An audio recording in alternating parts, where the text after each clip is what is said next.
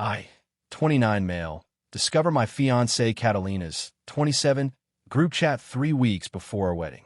Her cousin Lucia left her phone unlocked at my place after Sunday dinner. The WhatsApp notification preview said, Kat's sugar daddy won't know what hit him, faced with tears of joy. Curiosity got me. I picked up the phone. The group was called Operation American Dream United States, with Catalina, her sister Marisol, cousins Lucia and Elena, and her best friend Daniela.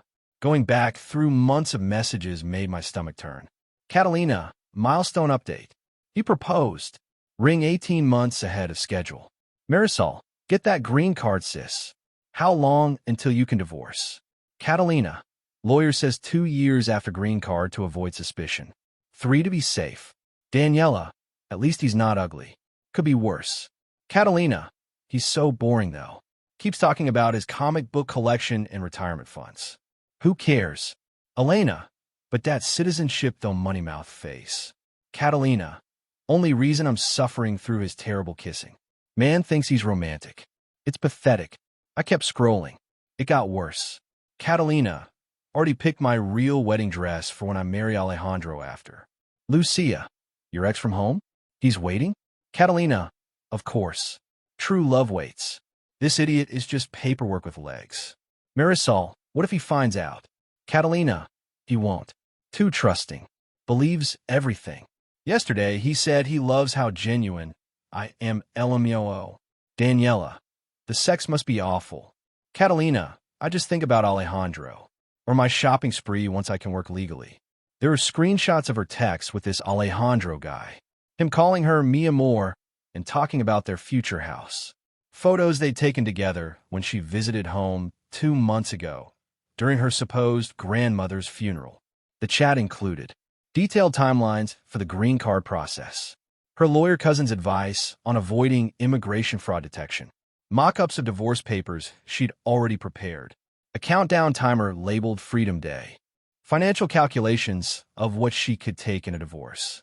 The most recent message from that morning. Catalina, 3 weeks left playing loving fiancé. Oscar keeps asking about honeymoon plans.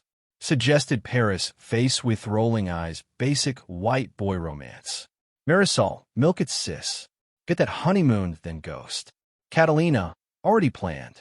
We'll get homesick after green card arrives. Start fights. Make him want a divorce. Keep my image clean. I carefully photographed everything with my phone.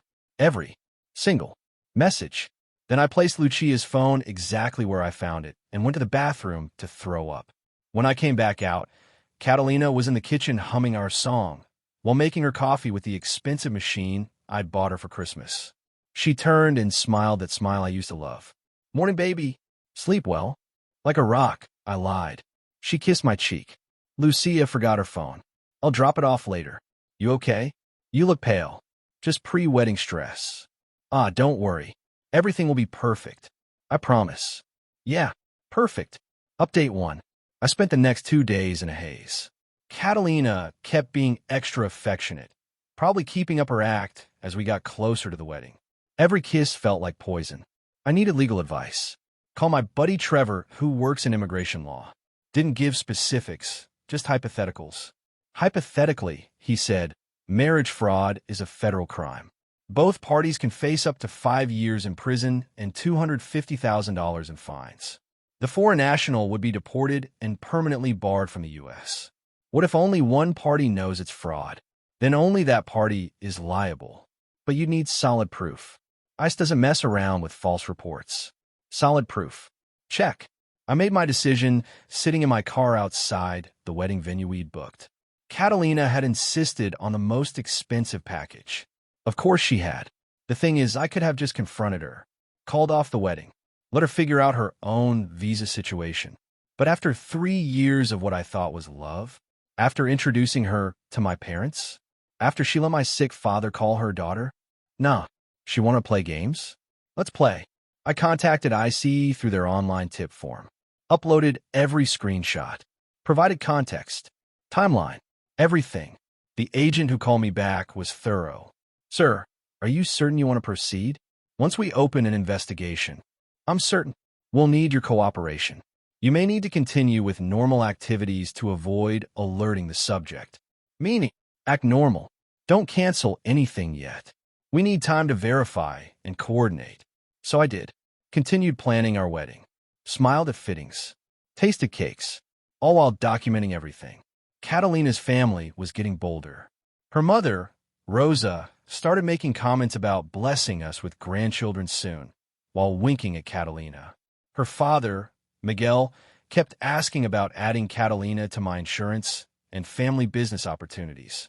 3 days before the wedding, Catalina's group chat got spicier. Lucia had gotten sloppy, leaving her phone around me twice more. Catalina, Oscar's family is loaded. His uncle just offered us house down payment as wedding gift, asterisk. Marisol, take it before divorce. Community property. Elena, girl, you hit jackpot. Daniela, Alejandro will be so proud. You're securing your whole family's future. Catalina, already promised Papa I'd sponsor him once I'm citizen. Then Marisol, chain migration baby. That's when I learned this wasn't just about her. Her entire family was in on it. They've been coaching her, supporting this con for our entire relationship. The agent called again. Mr. Morrison, we've verified your information. We'll need to coordinate with local law enforcement. When is the ceremony? Saturday, 2 p.m. Understood. Continue as normal. We'll handle everything. Will you arrest her at? Sir, I can't discuss operational details. Just proceed with your day as planned. I hung up and looked at our engagement photo on my desk. She looked so happy, so in love. What a performance. Update 2. Saturday came fast. I woke up at my best man Anthony's place, told him I needed a traditional night apart from the bride. You good? Anthony kept asking. You seem off. Just nervous. Cold feet. Something like that. I put on my tux. Fixed my tie. Looked in the mirror at the idiot who fell for a con artist. My phone buzzed. Catalina, can't wait to be your wife. See you at the altar, my love. Red heart, red heart, red heart. I replied, me neither. Today will be unforgettable. She sent back dozen heart emojis. At the venue, guests were arriving. My side, family, college friends, co-workers. Her side, the whole conspiracy squad plus about 50 people I'd never met who apparently flew in just for this. Miguel intercepted me. Oscar, my son, today we become real family. Yeah, about that. Rosa has a surprise for you. Immigration lawyer friend. To help with Catalina's papers. We handle everything. I bet you do. That's thoughtful. He slapped my back. Family helps family, no? The ceremony was set for 2 p.m. At 1:45, I stood at the altar. Anthony beside me. The music started. Catalina appeared in a dress that cost more than some cars. She'd insisted on it. Once in a lifetime, she'd said. Yeah, once in a lifetime con. She walked down the aisle, tears in her eyes. Her father beaming. Her mother dabbing her cheeks. The whole family is so proud of their little actress. She reached me, took my hands, whispered, you look handsome. You look expensive. I whisper back. She laughed, thinking I was joking. The officiant began. Dearly beloved. I tuned out, just waited. Catalina kept squeezing my hands, smiling. The crowd was eating it up. If anyone has reason why these two should not be wed. The doors opened. Not dramatically. Professionally. 2 ICE agents. 3 local police officers. They walked down the aisle calmly, but purposefully. Catalina's smile froze. Oscar, ma'am, are you Catalina Delgado? The lead agent showed his badge. What's happening? We need you to come with us. You're under arrest for attempted marriage fraud under 8 U.S.C. Section 1325C. The room exploded. Rosa screamed. Miguel lunged forward, but was stopped by an officer. Marisol shouted in Spanish. The whole family erupted in chaos. Oscar, Catalina grabbed my arms. What did you do? What did you do? I pulled out my phone. Showed her the screenshots. You should have been more careful with group chats. Her face went white, then red, then volcanic. You piece of shit. You ruined my life. Funny. That was my line. She tried to slap me. The agents intervened, cuffing her. The wedding dress made it awkward. Sir, the lead agent addressed me. We'll need you to come to the station later for a full statement. Of course. As they led her away, she kept screaming. IT was love. I loved him. He's lying. Check his phone. He's crazy. Miguel rushed me. You destroyed our family. Your family destroyed itself. Rosa was sobbing. 3 years. 3 years of lies. Ask your daughter about lies. Marisol got in my face. She was going to divorce you anyway. Pendejo. Not anymore. The cousin lawyer, Roberto, stepped forward, all official. This is entrapment. We'll sue. For what? Exposing a federal crime? Good luck with that. Half the guests were recording. The other half stood frozen. My mom looked shell-shocked. My dad, wheelchair-bound from his stroke, just nodded at me. He knew something was off about her. Anthony grabbed my shoulder. Dude, what the hell just happened? Justice. Update 3. The venue is chaos. Catalina's family regrouped like they were planning a prison break. Roberto was on the phone with every lawyer he knew. Rosa was having a full breakdown, switching between English and Spanish curses. My family just wanted answers. I showed them some of the messages. My mom cried. My dad said, I knew that girl was trouble. Too perfect. Nobody's that perfect. My sister Holly read through everything. Holy shit, Oscar. The whole family was in on it. Every last one. The reception was supposed to start at 4. By 3:30, Catalina's entire side had left. Mine stayed, confused but supportive. We had a venue, food for 200, and a very expensive cake. Anthony grabbed the mic, so unexpected turn. But we got food, drinks, and a killer DJ. Oscar's single again. Let's party. And we did. Turned my failed wedding into the world's weirdest celebration. The DJ played Before He Cheats, and everyone lost it. Around 6, I went to the police station, gave my full statement, provided all evidence. The detective looked exhausted. Mr. Morrison, she's facing serious charges, but her family hired a good lawyer. Let me guess, she's claiming she really loved me? Bingo. Says the messages were jokes. Roleplay. Fantasy. And Alejandro, just a friend, though we've confirmed he's actually her fiancé in her home country, has been for 4 years. For years. You were a long con, Mr. Morrison. This was planned before she even met you. They show me what they found. Catalina had applied for 6 different dating apps, specifically filtering for American citizens. Researched average salaries in my field before our first date. Ran a credit check on me 3 months into dating. Has shared Google Calendar with her family tracking milestone goals. We also found interesting browser history. Lots of searches about divorce laws, asset division, and how long marriages need to last for citizenship. I felt sick all over again. That night, the text started. Unknown number. You ruined an innocent girl's life. Karma will get you. Unknown number. Catalina's whole future destroyed because you're insecure. Unknown number. You could have just divorced. Now she faces prison. Unknown number. We know where you live. That last one, I forwarded to the detective. Daniela reached out on Instagram. She really did have feelings for you. Maybe not love, but she cared. You didn't have to destroy her. I replied, she destroyed herself when she decided to commit a federal crime. It's just papers. Nobody was getting hurt. Except me. You're a man. You would have found someone else. So that makes fraud okay? She blocked me. Update 4. Monday morning, I woke up to find my car keyed. Snitch carved into the hood. Security footage showed Lucia and Elena at 3 a.m. Added it to the police report. Tuesday, Rosa showed up at my work.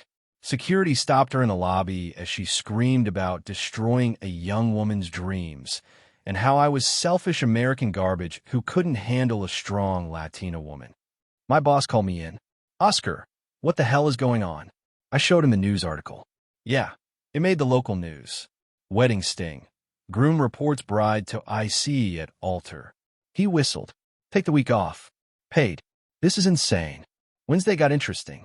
Roberto sent a formal letter demanding I pay for Catalina's legal fees, emotional damages to the family, the wedding dress, flight tickets for family members, lost wages from the wedding day. My lawyer friend, Trevor, laughed for 5 minutes straight. They want you to pay? After attempting fraud? The ball's on these people. Can they actually sue? They can try. They'll lose and probably trigger more investigations into the family. Thursday, Alejandro reached out. The actual boyfriend from back home. You are not a real man. Real man would let her go with dignity. A real man wouldn't wait 4 years while his girlfriend scams another dude, but here we are. She did for US. For our future. Cool story. Still fraud. I will come there. Please do. I would love to meet you. He sent some threats in Spanish. Google Translate suggested they were anatomically impossible. Friday was the federal hearing. I had to testify. Catalina was there in orange. No designer dress. No makeup. She looked rough. Her lawyer tried everything. Cultural differences defense. Claiming the messages were taken out of context. Saying I had entrapped her by not confronting her earlier. Arguing she was coerced by family pressure. Then they played the victim card. Catalina cried about how she was just a young woman trying to make a better life. How America was her dream. How she'd grown to care for me despite the circumstances. The prosecutor pulled up her Instagram. Post from a night before our wedding. Her and girlfriends at a club. Caption.